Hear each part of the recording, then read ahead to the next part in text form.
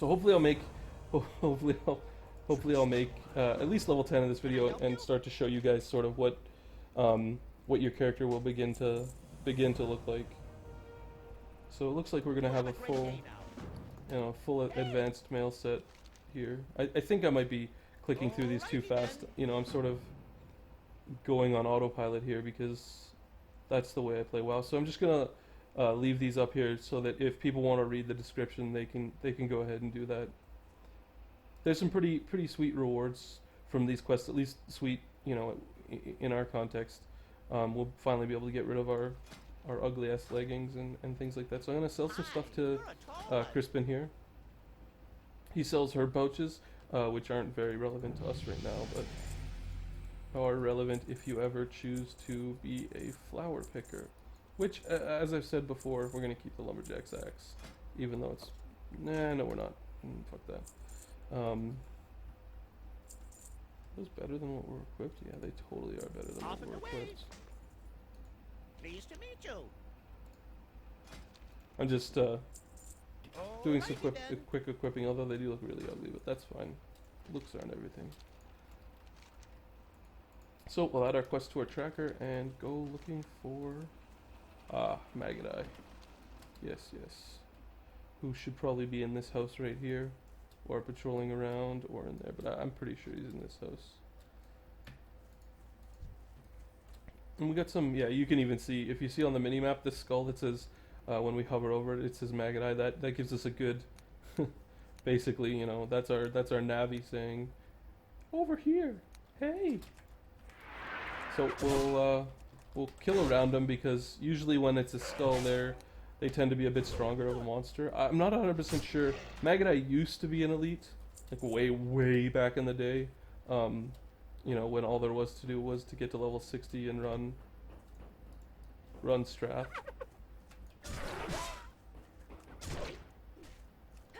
Somebody's setting off fireworks next door? Fireworks are illegal in the city I live in, Calgary, so if you hear a pop, that's what's going on. I'm not sure. Somebody's always setting off fireworks and firecrackers across the way from me. It really pisses me off because it makes my dog freak out. Yeah, so Maggot Eye isn't an elite, but he's likely to have just a little bit more hit points. Oh, and he's actually going to drain our life, which is just fabulous. But we have this healing potion, which will heal 80 points of our life, which isn't that much because we have 212, but that's still like, I don't know, 40%. Is my mind math for you. So we got his paw, which is good.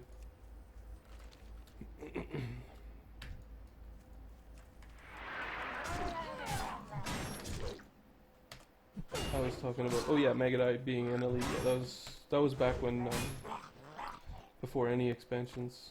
I can tell you how long it's been since I've leveled an undead character. It's been a very long time. I think I have, sort of a level 25 or 29 undead warrior somewhere lying around, but I think I leveled through the Blood Elf area, which the Blood Elf area is quite nice. It has I can't remember what it's called. The Ghostlands, I think. Yeah, the Ghostlands is kind of a neat little area. It's sort of it's very flavorful, very neat little. Frighten them. Huh? Ah. Roar.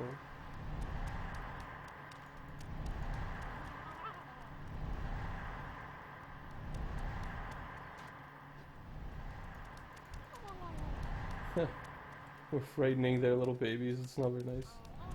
They have kind of a funny little voice. This is some bizarre quest Blizzard has thought up of where you get to go and be mean to the little Murloc kids. Sort of a nice quest. Anyway, it is definitely Silverpine is one of my Silverpine and Tirisfal Glades. The two undead areas are really part of one of my favorite parts of WoW. I think I did Silverpine Forest on my Goblin Warrior. I have lots of warriors. I think I have a Dwarf Warrior, who is level 70. I think I have a Gnome Warrior who's level 75. I have my Goblin who's, I don't even know what cap level is anymore. 85? Yeah, 85 I think. And I think I have a Torn Warrior lying around somewhere. I used to have an Orc Warrior, but that account got suspended for questionable behavior. That was also a long time ago, before I learned my lesson.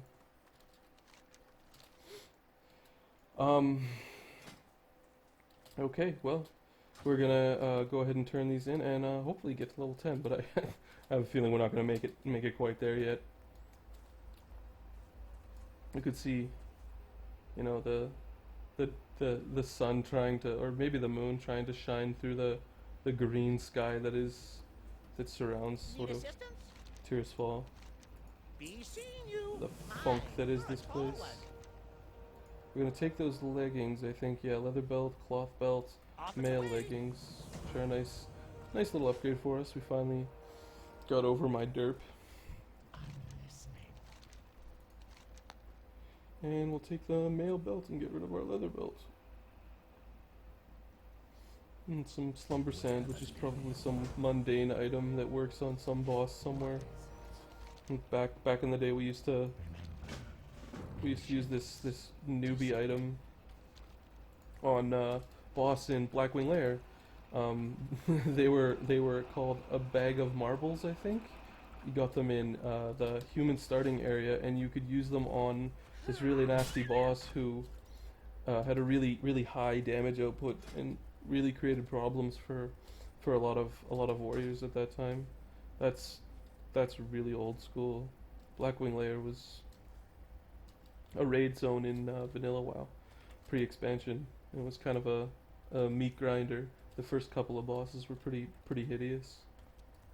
Then it was a 40-man zone, so you needed to get together 40 of your closest idiots or people you didn't like but were good at WoW, and get together. No bitterness. To get together and sort of run the objectives. And the end boss was a big black dragon named Nefarian. Not a very nice guy. He usually would just run around and shadow bolt me while I waited for my guildmates to bring him down so I could tank him.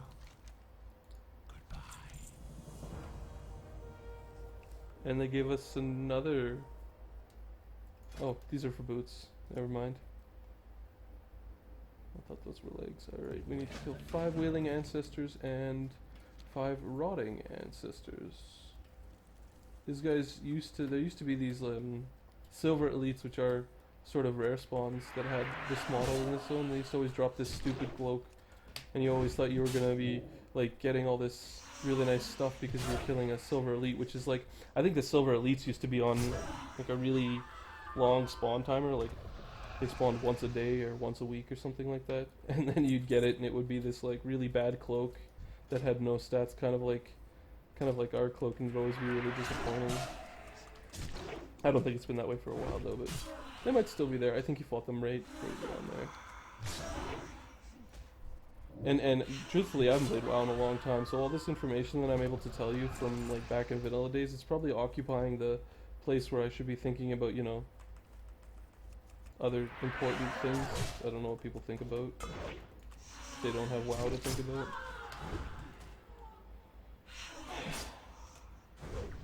Big sigh. Awkward moments. I'll try not to get all quiet time on you guys. I find like when I watch Let's Plays and a guy's playing through a game and then he sits there for 4 minutes and he doesn't say a single thing, it's sort of like, are you... add commentary, bro? What are you doing? It's a Let's Play. It's not a let's listen to you mouth breathe into the mic. Anyway. Pet peeve of mine, I guess.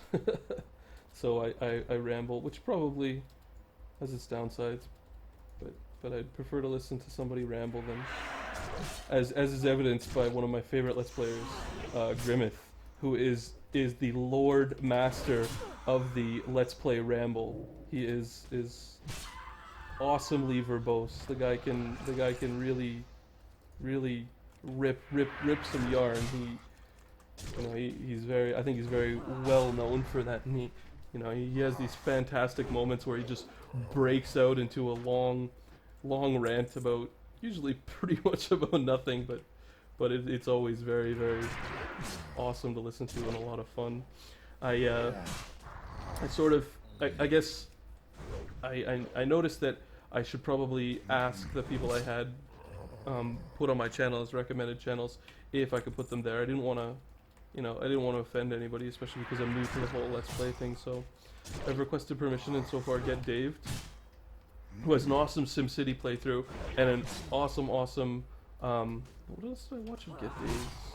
I remember his SimCity playthrough was really killer. He does a lot of the Final Fantasy games and Dragon Quest. He did Dragon Quest 3, which was just sweet. The guy knows a lot about that generation of JRPG. So if you're interested in that, go check out Get Daved.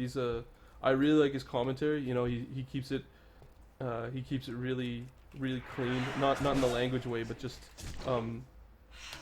he doesn't have a lot of wasted speech. Talking about things like, I don't know, his favorite Let's Players and how they rage.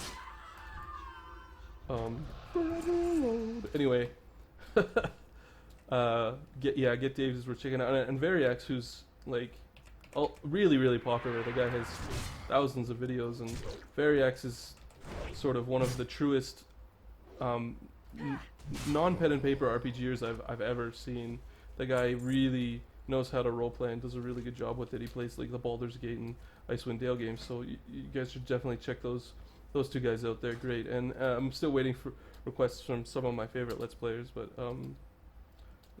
Jeff Major has proven very hard to get a hold of because the guy is retardedly popular. He's a million fans, and rightly so. His playthroughs are absolutely hilarious.